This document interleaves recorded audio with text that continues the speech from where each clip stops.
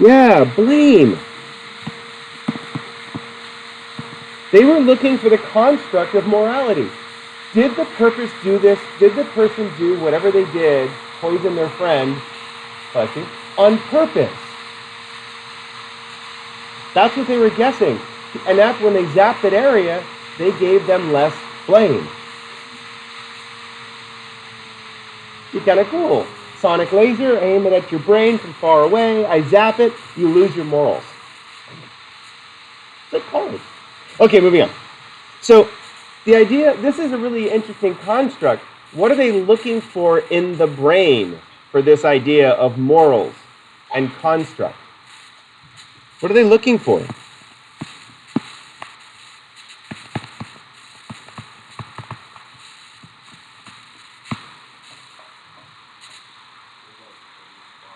Right temporal parietal junction. Technically, this little spot. They're looking for that particular part of the brain because there's a really cool process. It's called fMRI. Okay? An fMRI is a really cool thing. What the fMRI does is it reads people's brains. Okay? We had the EEG on your brain, sort of. It didn't work very well. But what it did is the fMRI creates pixels. They're called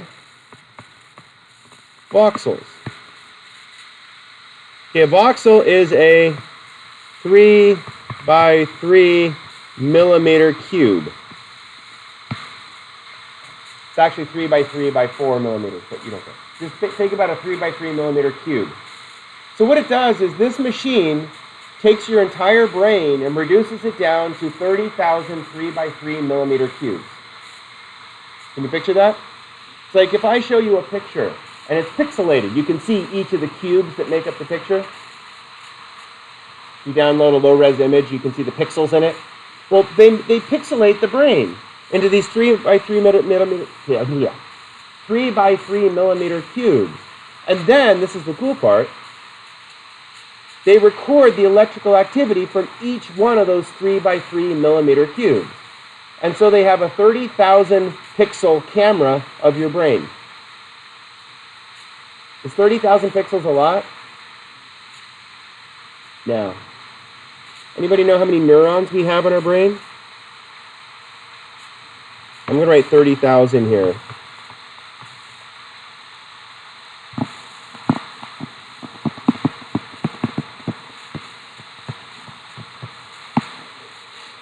We have 86 billion neurons. Hey Google, what is 86 billion divided by 30,000?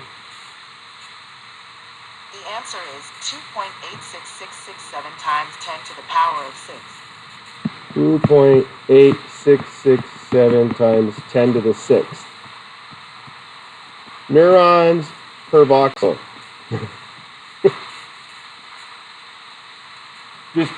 Just keep that in your head. That every little 3 by 3 millimeter cube contains 2.8 times 10 to the 6 neurons. Is 2.8 times 10 to the 6 a big number? Yeah. 1, 2, 3, 4, 5, 6. So I can put that into real people words here. 2,866,666.7 neurons per cube. It's easier in scientific notation. So the best MRIs right now, the best way of looking at the brain is looking at it with a 30,000 pixel resolution. It would be so much, if we had a megapixel resolution. Good morning. If we had 1 megapixel resolution, we would get even better. This stupid thing has a 12 megapixel camera. The new iPhone's got a 12 megapixel front-facing camera for selfies at high res, because it's important. Okay. The higher the res, the more you can Photoshop. Nice. Okay, moving on. So, well, no matter how much we study this fMRI, no matter how much of these stupid little moral voxels we get, are we really going to understand how the brain works? good answer. Ish. And I always say it's like looking at the brain, it's like looking at the weather from the satellite view. You don't know what's happening in San Diego versus La Mesa from the satellite. You just can't tell the resolution. It's just not high enough. But, so what is a neuron? Anybody have any bio in here? Someone's taken bio. Y'all had to pass some sort of science in high school that said bio in it your freshman or sophomore year. No? What would you take? Good work. Excellent. School. You took biology? I took field biology. That was the same basic idea. But it was the dumbass bio classes because I was really bad in school up until my junior year. And then I got on the track team and I realized I have to actually try in school in order to compete. And so I started trying and I realized I'm the only kid in my classes that don't smoke. So I shifted my educational career. But I took all the non-applied sciences. Actually, field biology is awesome. It's you basically learn how to live on the wild in Vermont. Like what plants are edible, what ones aren't. What you can actually make coffee out of some of the plants that grow on the side of the roads out there. It's called chicory. And the roots of it are actually high in caffeine and also high in protein. You get a buzz and protein. Tastes nasty though. Sorry. Okay, but and identifying animals by their feces. That's actually really cool. When you're mountain biking, you're like raccoon, bobcat, coyote, dog. How can you tell the difference? More in the back of the tongue when you tell it. Now. Okay, so. Yeah, I'm that way. Moving on. So, one neuron does this.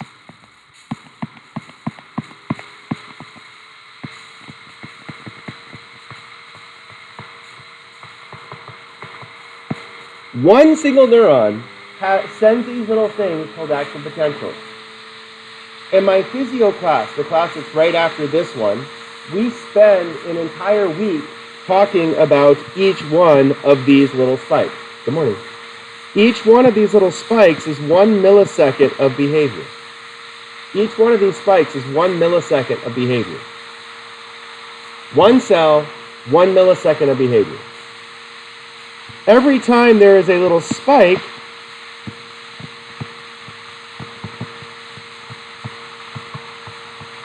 a chemical called a neurotransmitter is released. So far, so good? Not too overwhelming. We're talking one neuron here. How many do we have? 86 billion. Just keep this in perspective. Neurotransmitters affect the next cell. Neurotransmitters basically come in 3 flavors. 3 basic flavors. There's 26 different transmitters in our brain. There's different ways that they receive information. I actually just looked this up yesterday. But there's one neurotransmitter that can have 26 different actions when it's released. It's called serotonin. It's a molecule that is released that modulates your mood. And there's 26 different ways it affects the next cell. So it's easier to talk about ones like, there's one called GABA. I'm going to write it in red. When GABA is produced, so if this little cell right here is releasing GABA, the transmitter GABA is coming in, the next cell does this. What did that cell do? If the first cell releases GABA onto the second cell, what happened to my little action potential? Got slower. It got slower. There's another neurotransmitter, which I'll write in green, called glutamate. Okay? If this cell releases glutamate, the action potentials actually get faster. Okay, so the way that your brain works, and it's the easiest way to see the way your brain working when you talk about your muscles. We'll go through the different parts of the brain here in about 5 minutes. But when a part of your brain sends a signal, there's a neurotransmitter called acetylcholine. Acetylcholine, and this is a blatant lie until you take physio, is released onto the muscle. There's like a million cells between what I just did. Lots of brain areas. It's cool. Anyway, so if I release acetylcholine onto my muscle, what does my muscle do? Contracts. If I want a muscle to stop contracting, I stop sending the signal. Send the signal, contract, stop sending the signal, relax. Has anybody ever had a cramp? Muscle cramps are epic. Especially in the middle of the night. Doink! What's happening?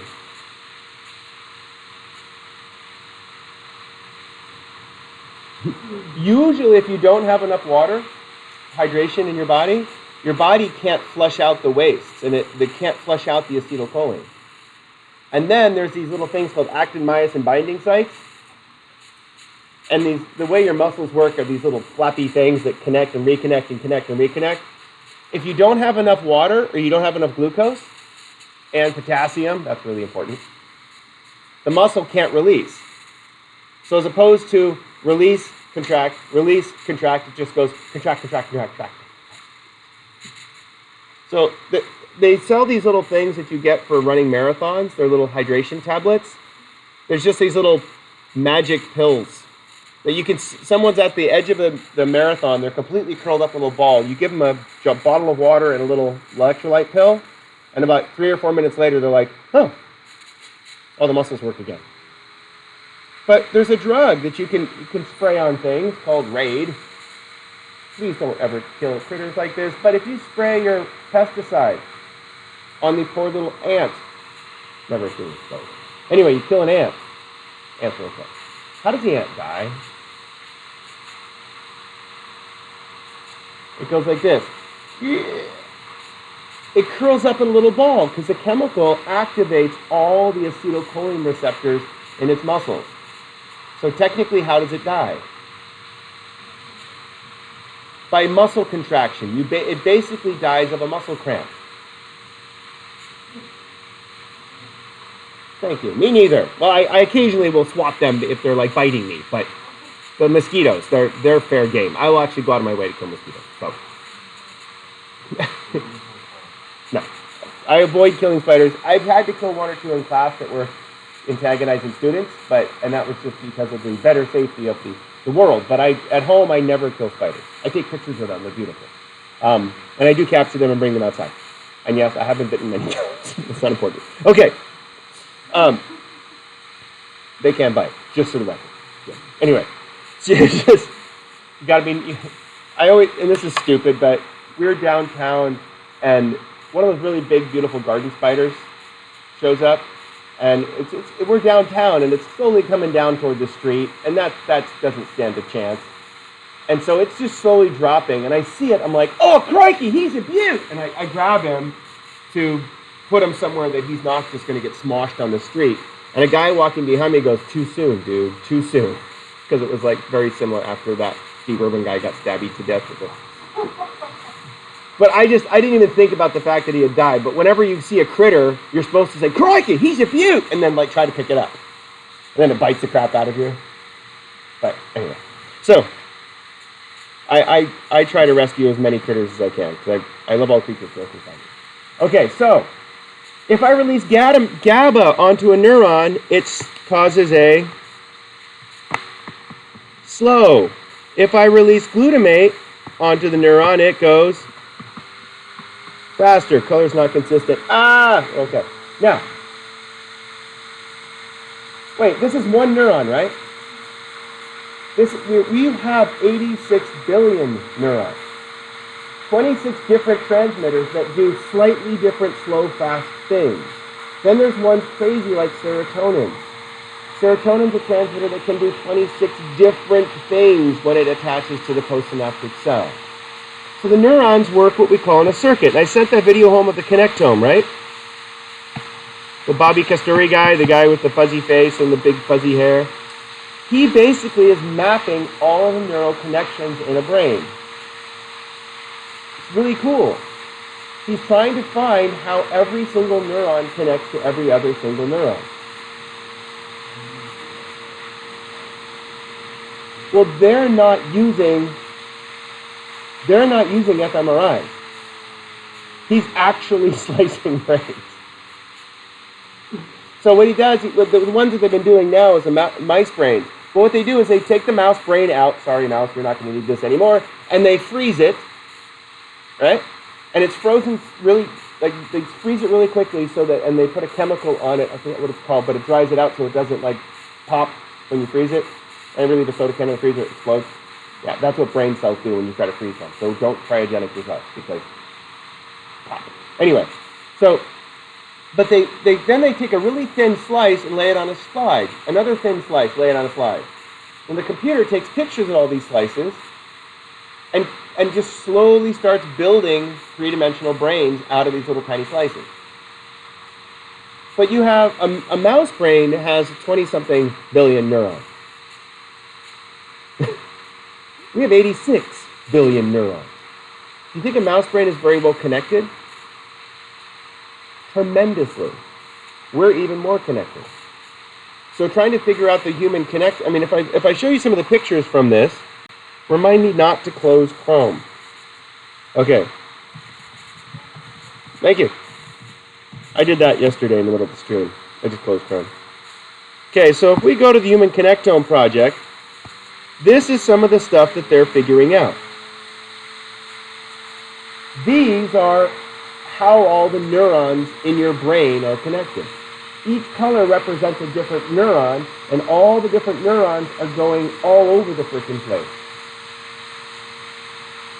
And so the way that they do this is they look at the electrical activity in one area of the brain and another area of the brain, and then they slowly map it out the best that they can. Multiple samples, multiple times, and they start making these really amazing images. And when the reason why this is so interesting to me is some of these images, I mean, that's a terrible image.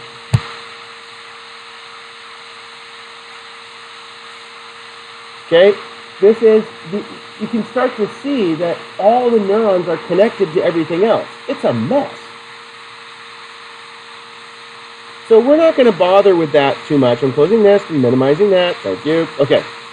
We're not going to bother too much with this part of neuroscience. This is the molecular neurobiology. If you really like this stuff, take physio next semester, Tuesday, Thursday, 9:30. If you really like this stuff, go into neuroscience. Neuroscience is the biology of the brain. It's not psychology, it's the biology of the brain. Crazy stuff. So we talked about this with concussions, and you said if your hearing is bad. Okay, if your hearing is bad because of loud sounds, a lot of students and veterans, if you shoot a rifle periodically, every time you shoot a rifle, the shock wave from that rifle, because we're all wearing proper hearing protection when we're shooting rifles. Okay, I grew up shooting stuff, and so I love fighting. Okay, but so whenever you shoot something that produces a concussion wave, it's very loud. And that concussion wave goes through your head. So you have this. Anybody ever been at a rock concert? You could feel the bass on your stomach. Love that. I like earplugs because it's too loud. But we talked about this with the hearing damage. Every time you have those concussion waves, that little ripple's going through your brain.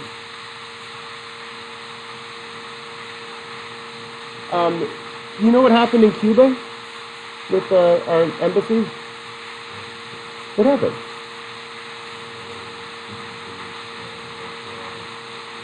We have to throw Russia in there. We don't exactly know who did it. They thought it happened in China too. So anyway, somebody figured out that if they take a very high frequency sound, sonic laser, and aim it at someone's head, what does it do?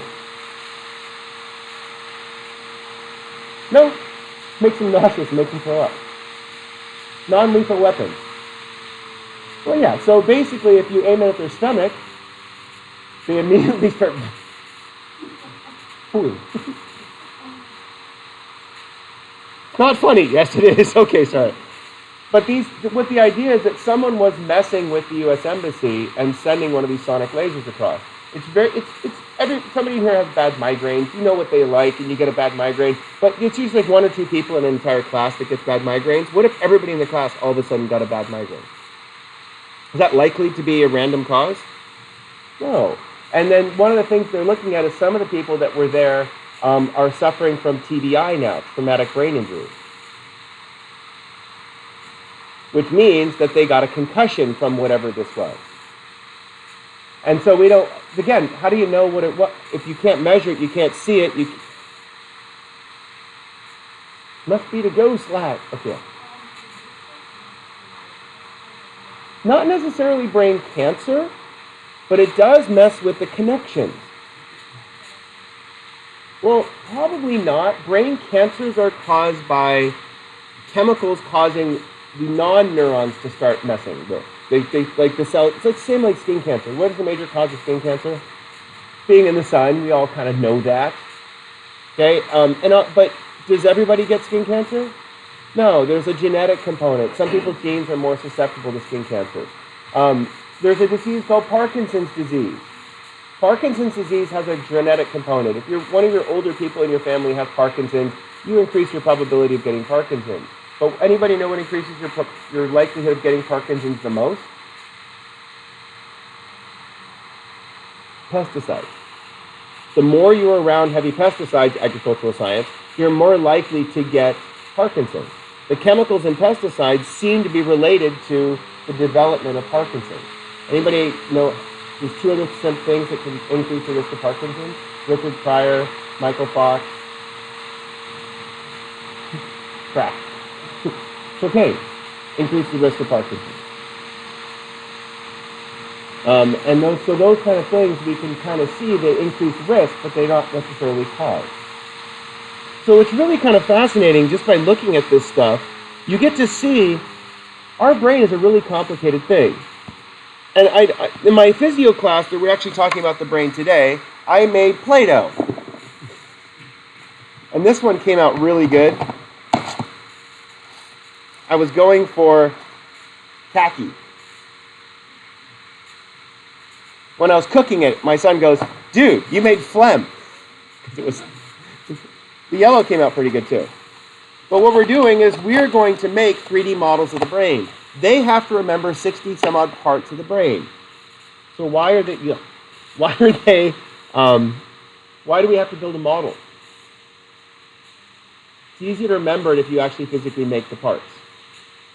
Because you'll remember, I have other students trying to bring in more colors, but we can make lots of colors out of the yellow, green, and we can mix the colors together, and we can make lots of different colors, and we're going to make three-dimensional brains here coming up. You don't get quite that. You get this. Excellent. Now, the reason why I'm not showing you real brain pictures like this one is because I want you to draw this. I'm not going to make you memorize where things are in the brain, but you got to know what some of the parts are and what they do. Every single one of your brains is almost the same, except completely different.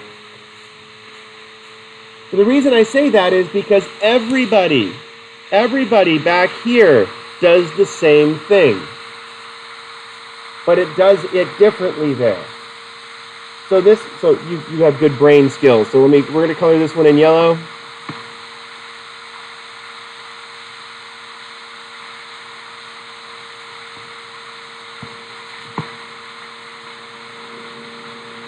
Okay, so the yellow part back here, this is called the occipital lobe.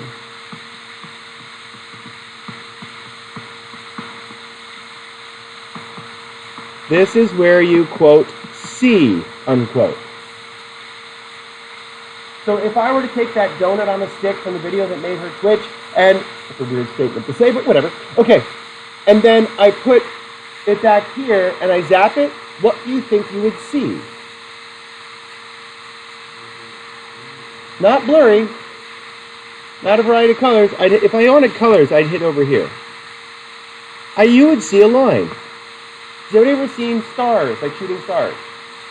Like you stand up really quick and all of a sudden you see zing, zing, zing, zing, different directions. That's your brain cells firing. Usually that means you don't have enough oxygen back here and your brain's going, give me a minute. Anybody know what causes that most? Yeah, or low sugar. Yeah, low sugar.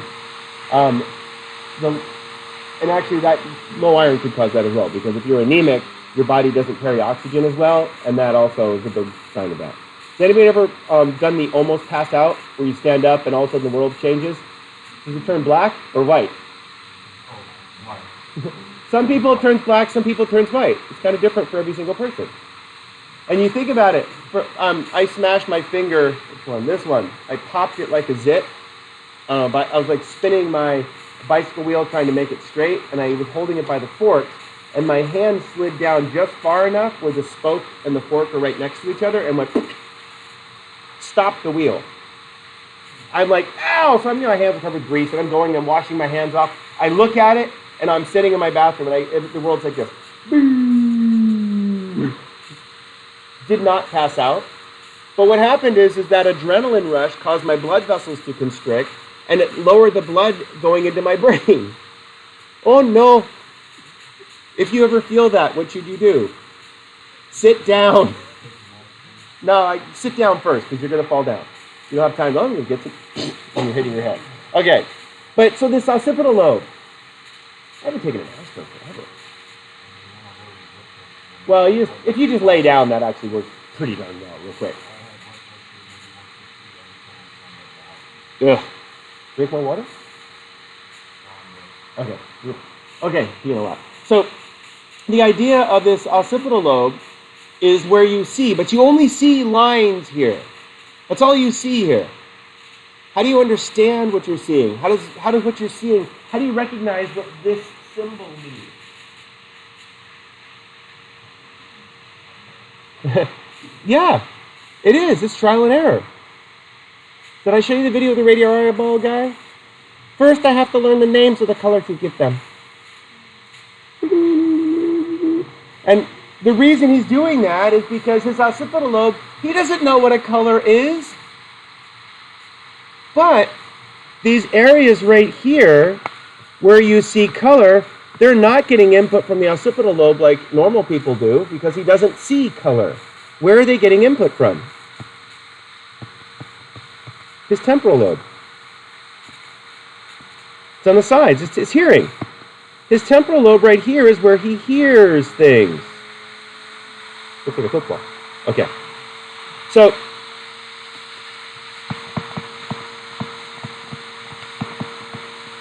his temporal lobe on the side, right by your ears, which is stupid because your ears go into your head, into your lower part of your brain, up into the middle, and then out to the side.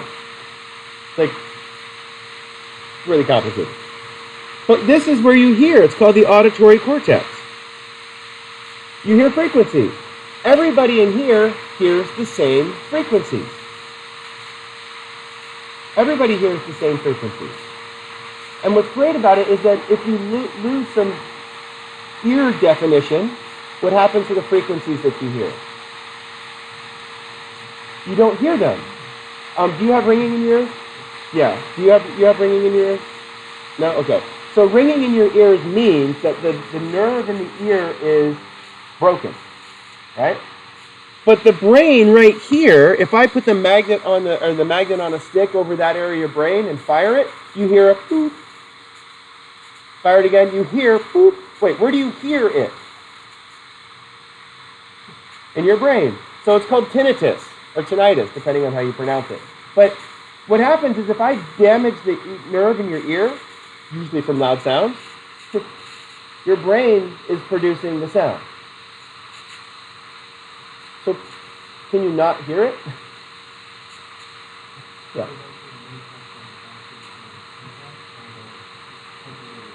Yeah, so by changing the sensory input to that area of the brain, you can actually stop it. So whacking yourself in the head so you can concentrate.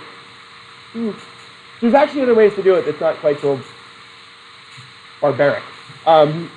what you do is you can identify the particular frequency that is caused by putting the earphones on and adjusting the frequency until you can't hear one. Right?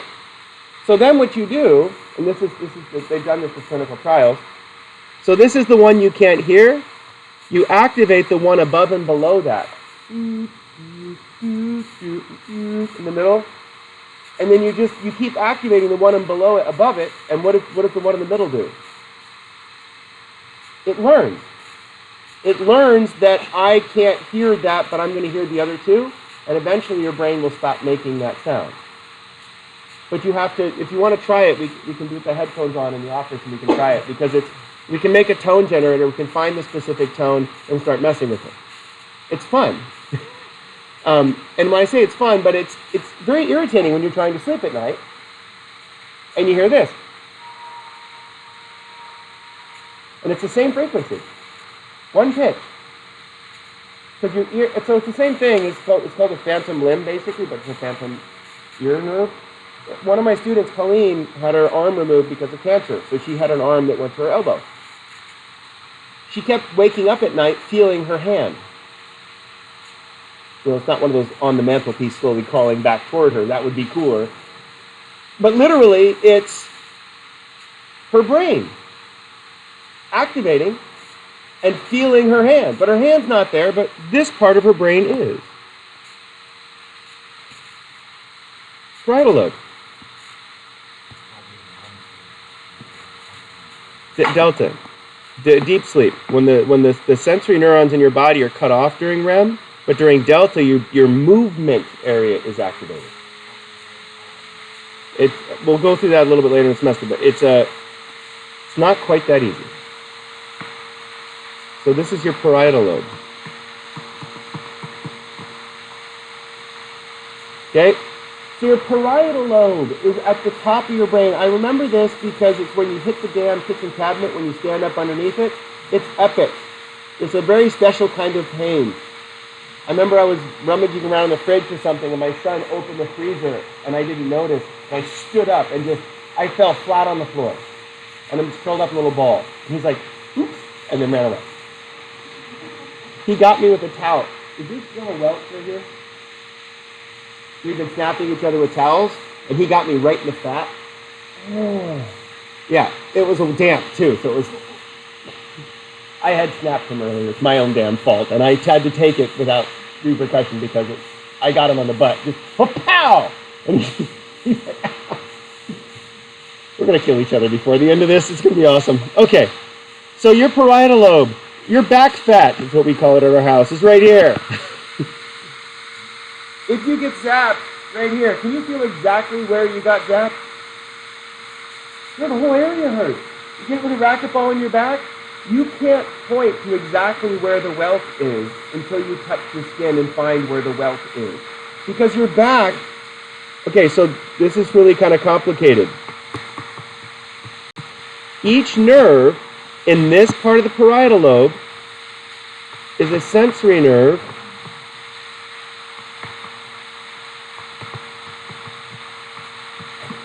in your body. So in this area, this specific area in the parietal lobe, every single sensory nerve in your body has a nerve there. So if I were to take the donut on a stick and find the right spot, I could zap it and you would feel something on your skin. So Colleen, and you, well yours is in the auditory cortex, Colleen has her hand is still there. Her hand is still there in her parietal lobe. But where is it in reality? In a medical incinerator somewhere in Georgia. Okay? And so her brain can't understand because your brain doesn't actually think. Your brain responds to stimuli. Stimuli comes in, your brain processes stimuli goes out. Your consciousness is the interaction of this stimuli. Very, very cool stuff. Anyway, so how does she fix her hand? It hurts. Just picture when your hands get super cold and they kind of ache. That's what she would feel. How do you warm it up? Well, it's really funny, but a lot of people will put prosthetics on and have a prosthetic that looks like a real hand. And all they have to do is do this, and they see their hand being rubbed by the other hand, and it warms up. But it's not being warmed up through the normal pathways. It's being warmed up through the visual pathways. A lot of our parietal lobe gets feedback from the occipital lobe. They're right next to each other. Wait a second. First I had to learn the names of colors you gave them. Your brain has to relearn what those sounds mean or what the feeling means. But it's not something that just happens, that you have to put effort into it. It takes time, it takes effort. One of the really cool things is that if anybody has ever had I can't see anybody with missing limbs, but your hand will start feeling like it's clenched. Because the way you move, your movement area of your brain, I'm going to color this in pink. Every time I use my computer, my phone lights up. It's like jealous. You're not paying attention to me. Why are you paying attention to the Windows machine? Okay. This is the frontal lobe. Every time you move, I know I missed, but I like it's kind of like the snot color that I have here, so I'm using it. I can tell the difference between snot and not. Okay.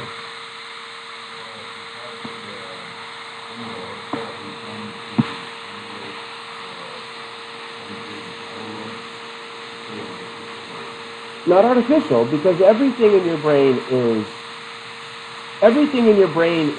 sensory input, electrical potentials output. Sensory input, electrical potentials output. To move the cube, right? Oh great, we'll get there. That's 2 more steps. So, in order to move the frontal cortex here, or frontal lobe, right? Get excited, this is good stuff. The frontal lobe, especially this part of the frontal lobe, remember the parietal lobe goes all the way back to the occipital lobe, but the right next to the sensory cortex, right next to where your body feels, we have our motor cortex. That is, so every neuron, if every neuron in your sensory cortex corresponds with a nerve in your body, every neuron in the motor cortex corresponds with a muscle. Motor means muscle. So every muscle is controlled by an area of your motor cortex. So if I take, this is the part that they zapped, they went right up here on her head, they zapped it, and her hand twitched. Was it immediate? No. Click, click, click, click. If you watch that video again, click, click. As soon as that first click, that quarter went shooting off of there. But it was about a half a second between click, click, click and her twitch. Half a second. So how on earth do you catch a ball?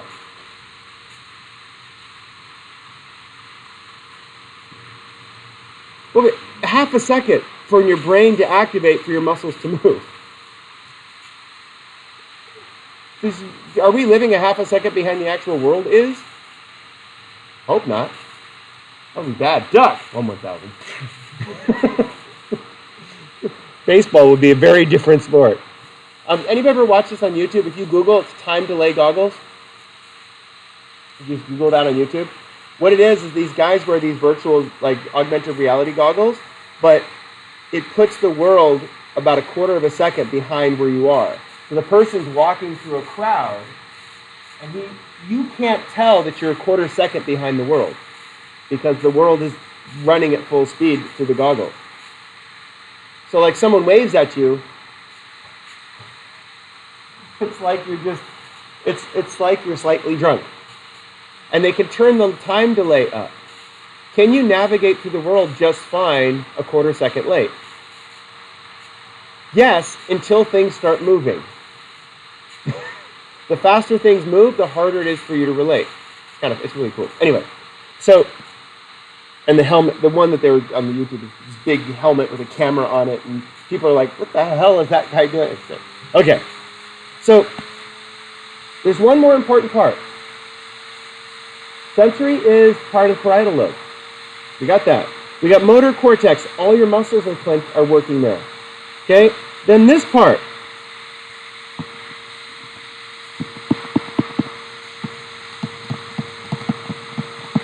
Called the prefrontal cortex.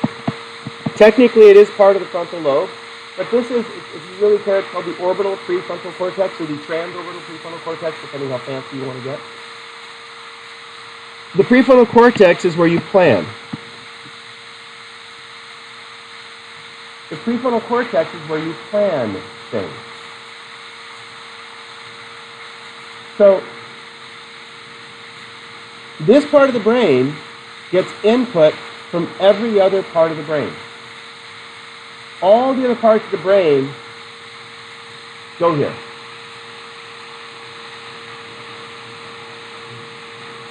Sort of.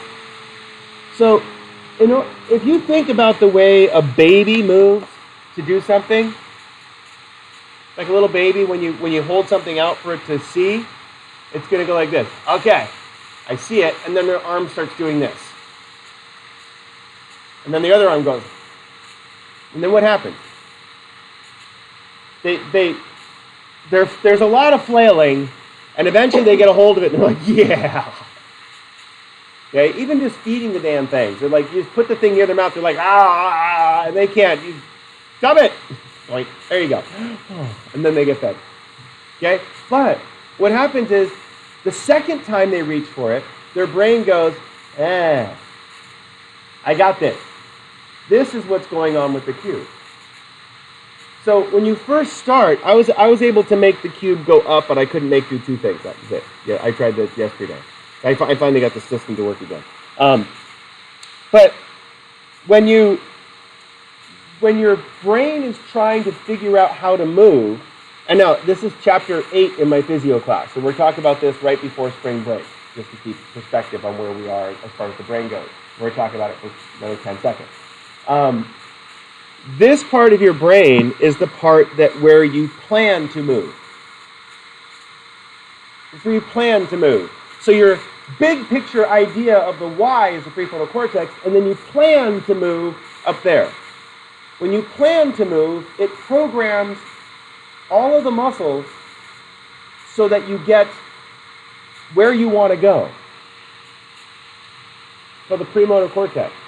And then there's other areas that tell, well, how do you know, like, if I want to take a sip of water, what do I have to do? What's the first thing that I have to do? I have to know where my water is. So what part of my brain tells me where my water is? Occipital lobe. And the occipital lobe automatically I look around for my water bottle. Okay, there's my water bottle. And now, in order to just to think about this, I have to reach out and I have to grab at the right time. Because what if I do this all the time because I'm relatively clumsy. That's why one of my students, Andrea, is fixing the electrode cap. She's re-gluing all the things in there so they all fit. Because if I try to do it, oftentimes if I go to reach for something, I do this. Why don't I have a glass water bottle? This is one of my son's old cast-off ones. But it's just pretty dented up. Because I'm clumsy. Well, clumsy means I don't produce very good motor programs. My motor programs are very sloppy. So, but people who are very dexterous, we use the word dexterity, who are very fine detailed, when you look at my handwriting, my motor programs suck. But a lot of your handwriting is very neat and meticulous. That means you have very fine, defined motor programs. I'm good at... Sloppy? Yeah. Okay. But again, it's... Yeah, okay, good. Wait. Yeah.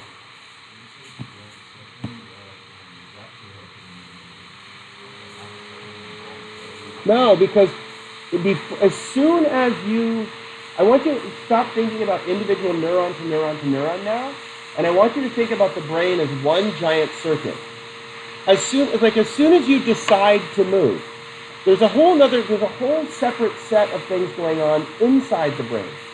If we were infants with no training, yes, half a second or more.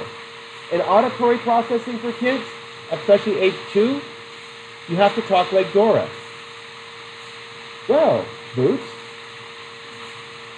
should we look for the map? 1, 1,000, 2, 1,000. Yes, Dora, let's get the map. 1, 1,000, 2, 1,000. Hey, map! It's so frustrating as an adult to watch it. But because they're running it at the speed at which baby neurons connect things together. Our children develop stutters because my wife and I talk very fast. We use a very big vocabulary around our kids. Our kids have excellent vocabulary because we use a lot of big words around them. The problem is that caused problems when they were trying to learn to speak in first and second grade. They both developed stutters. Sorry, that's our fault. Because they had more language. They had more language than they had the ability to produce the language. So it caused Anyway, so inside all of this is an area called your limbic system.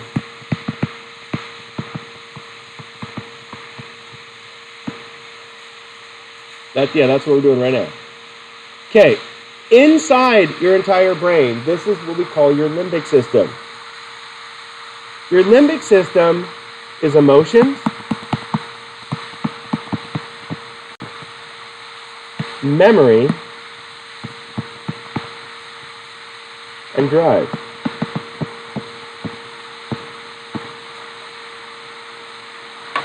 Trying to understand the way that the brain works, if you think of it as a computer, you will not understand it. It is not like this little box up here. It is a really amazing thing. It does everything at the same time. Everything happens at the same time in your brain. You have 86 billion individual little computers in your brain. All of them are releasing chemicals. The chemicals increase or decrease the cells around them from firing. So you could see this with the electrical activity on his brain. Did we actually get to see the spikes and stuff in his brain? Okay. With all those little spikes, every one of those spikes is a bunch of neurons firing at the same time. Which means if a bunch of neurons fire here, something else happens here. If we fire a huge batch of neurons here, you see a big bunch of bright light.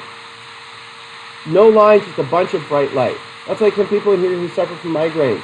Anybody have migraines in here? Okay. What does it feel like when you're getting one? The death. Oh, sorry. So your migraines might be lower in your brain. Yeah. And so the lower they are in your brain, the more they affect everything. So when I get one, I'm usually from caffeine withdrawal. I get them right on the sides of my head, right in my temples. And I have a hard time concentrating, and I get like this just stabby pain right here, right behind the sinuses, right behind my ears up here. Okay? In front of me, it's fine. Okay, and I can tell that I'm withdrawing from caffeine because it's exactly the same pain every single time. That's a sinus infection pain for me. That's migraine withdrawal.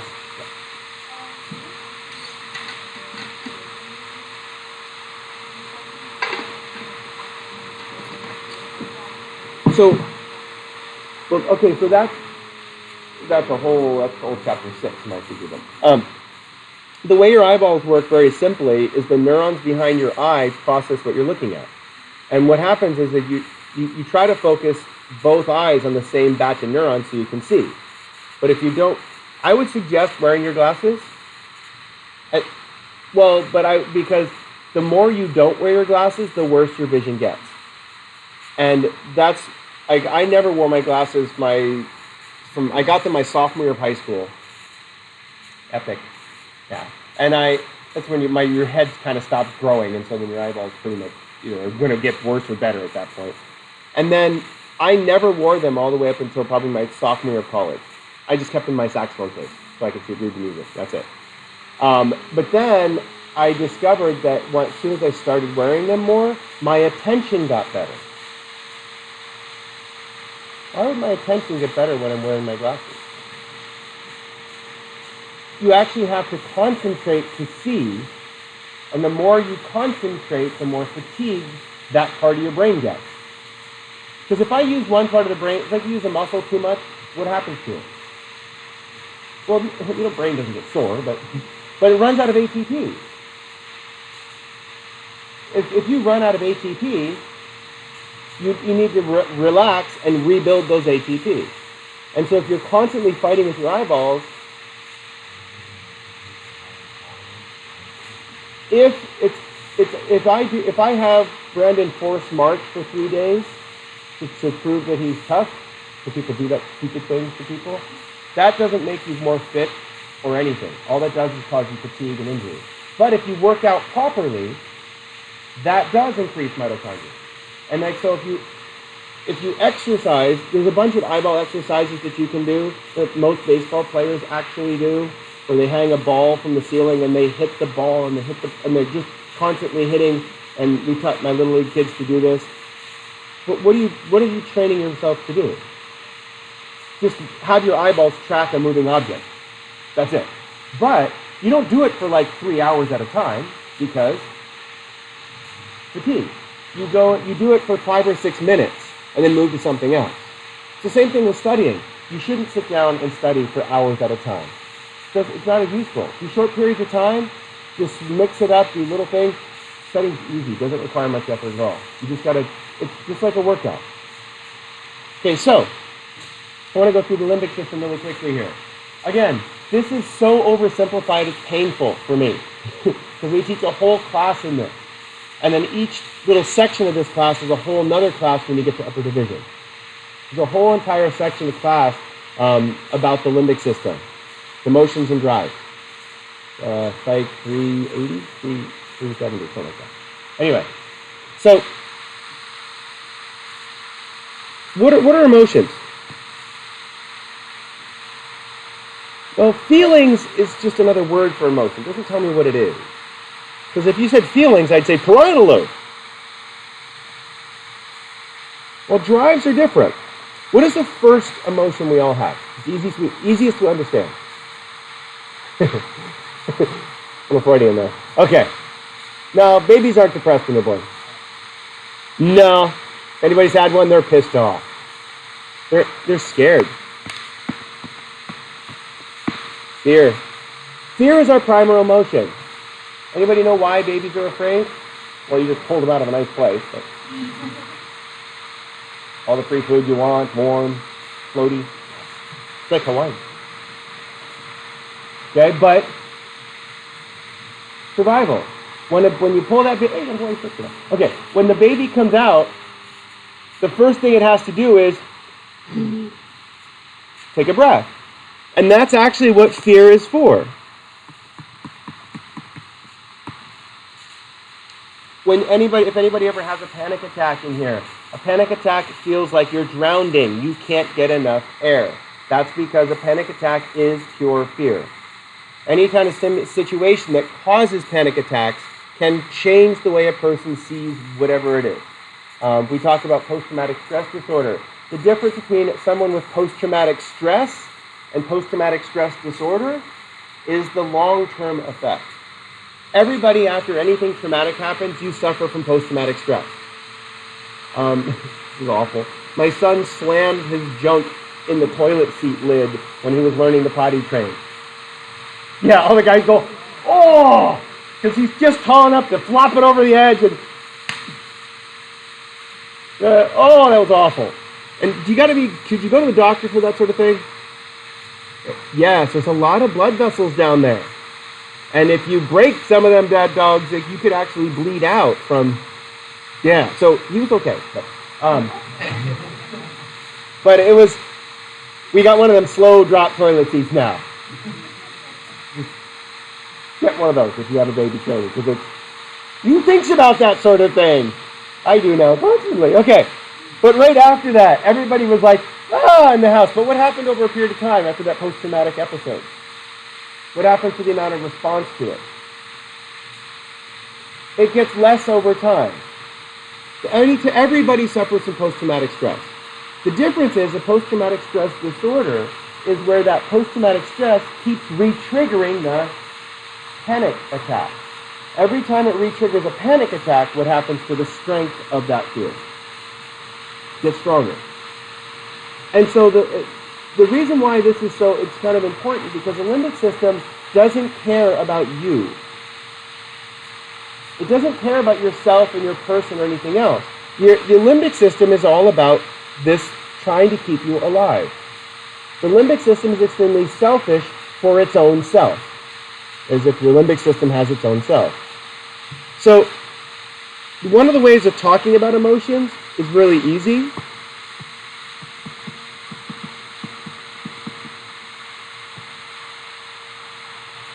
Free thinking. There's something that's called flow state. That's actually a relatively new term. We used to call it in the zone before, but whatever. Okay? But a flow state is when you are doing something that you're good at, and you don't have to think about it. Okay? This just goes with my extrovertiness. Okay? And it's hard to get into a flow state in front of people with the yo-yo because it's very socially awkward. But, so what does it mean to be in a flow state?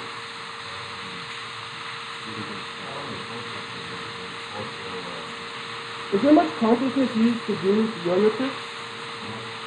Once you learn how to do it, you don't really need to really think about what you're doing. You just kind of do the tricks. Okay, we don't use the word muscle memory because your muscles don't have memory.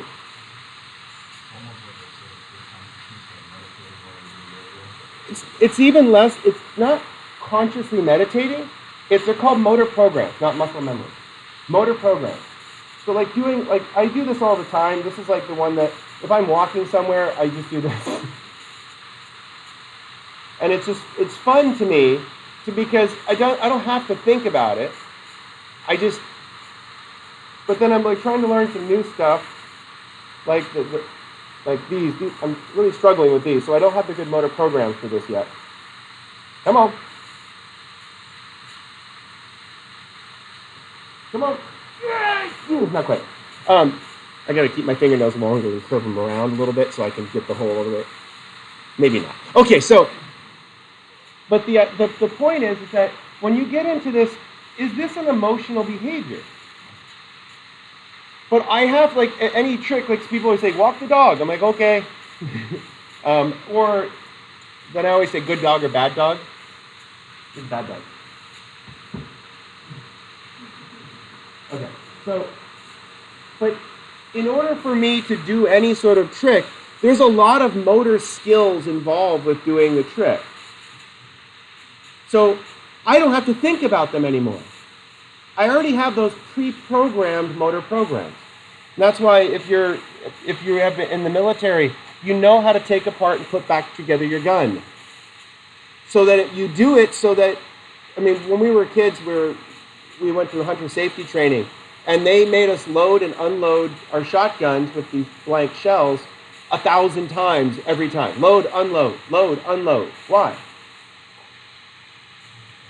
So you don't shoot your friend in the butt when you're walking. Because as soon as you see that there's something that you want to blow out of the sky, I never actually hunted because I felt bad about the critters, but you immediately get your gun ready. Most of the time you walk with the shotgun, because we used to use shotguns, with it open on your arm like this. And it became such an automatic thing, because you don't want to walk Dick Cheney style with it cocked and ready to go. He blew up one of his friends. Look at that! Woo. The Simpsons episode with the bears. No, it's on Disney Plus now. You can watch. Now, we're here, we don't want any more bears. That's okay. So if you've seen that episode, you know it. Then Bart's holding the shotgun. Everybody's like blasting everywhere. Bart's like, sorry. Like, how'd you get a gun? Anyway, so, but the idea of this is that if you practice a motor program enough times, all you need to trigger that motor program is an emotion. As soon as that emotion comes, the motor program comes out. And that's why it's the same thing. It's like trying to catch a baseball, or professional baseball players hitting baseballs. What was the whole cheating scandal with the baseball players? No, not that one. No, that's football. Well, that just makes you see the ball better and hit the ball further. That's the last one, the latest one. Thank you for going through the list of stealing signs. So they had a guy standing in the dugout with a trash can. They had a guy with a camera on the pitcher or the catcher's crotch. Catcher would do a couple signals. The batter would know what pitch was being thrown. Some guy in the trash can would bang one for whatever sign, whatever way the ball's going to go. A professional baseball player throwing a ball at 100 miles an hour, it's really hard to actually hit. So the way that those guys hit is they activate the motor program as soon as they see the person's hand here. So the baseball player is watching the hand. If the hand is in different positions, they know that the ball's going to go left or right. If their hand is a little bit up or down, they know whether the ball's going to be high or low. And they can watch it spin. This is where steroids come in. If you juice yourself up on steroids, you can literally see the ball spin like high-def TV. Because your brain runs a lot faster and dies sooner. But whatever, it's not winning. Now, but at the same time, and so if you know where the ball's going to go, what does that do to your motor program? It changes this. Tony Gwynn was an amazing hitter. He was a fat guy. Even when he was young, he was a fat guy. He's not the best athlete. He was pretty slow running to first base. Sorry, Tony. Okay? However, one of the guys at my son's basketball team, his dad was a ball boy when the Padres made it to the World Series. And the Padres, the players get like a huge chunk of cash for getting to the World Series. All the players divvied it up equally amongst everybody. So like he's a ball boy, he's 17 years old, and he got a check for $90-something thousand. Paid off his house, bought a house, paid off his parents' house, redid his dad's truck. So I was sitting here talking about practice a couple months ago about this. He said every day after practice, as a bat boy, what is his job? No, actually clean all the shoes, wash all the uniforms, make sure the dugout was clean and everybody's locker was set up for the next morning. That's his job. And he said, but every day after practice, game, anything, no matter what they did, he'd be cleaning out cleats and stuff, and Tony Gwynn would go, let's go. And he'd either soft pitch to Tony Gwynn or put balls on a tee for Tony Gwynn. Every day, Tony Gwynn, after everything, would hit $300. Sometimes soft toss, sometimes off a tee, 300 balls. Every day. Why? Motor programming. No matter what that pitch was, he knew instinctively. Why did I say instinctively? It's not a conscious thought. He just knew. He just behaved. And so the ball's coming anywhere. There's a really great one where they were trying to pitch him out. And so he got on his tippy toes and held the bat way at the end and went and got it. You have to stay in the box. But he got it. And there's no way that you should... Does he ever practice that particular thing? No, but if anybody in here play lacrosse? So, catching that damn ball, do you think about it or you just do it? You just do it. You go... And then you give you one of those longer damn midfielder rackets. Oh, sorry. We have video. Our neighbor is a goalie at Texas Christian. And he sat in front of his garage and all the neighbor kids were throwing tennis balls at him. And he's like, ninja. Is he thinking about it? Or is he just reacting? Reacting, but the more you practice, the better the motor programs are. Okay, on Tuesday, please be careful this weekend. I am going skiing. We're leaving right at 10:45. But as soon as this weekend, what should you start to kind of look at? Vocab. We're going to go through the rest of the brain and start reviewing on Tuesday.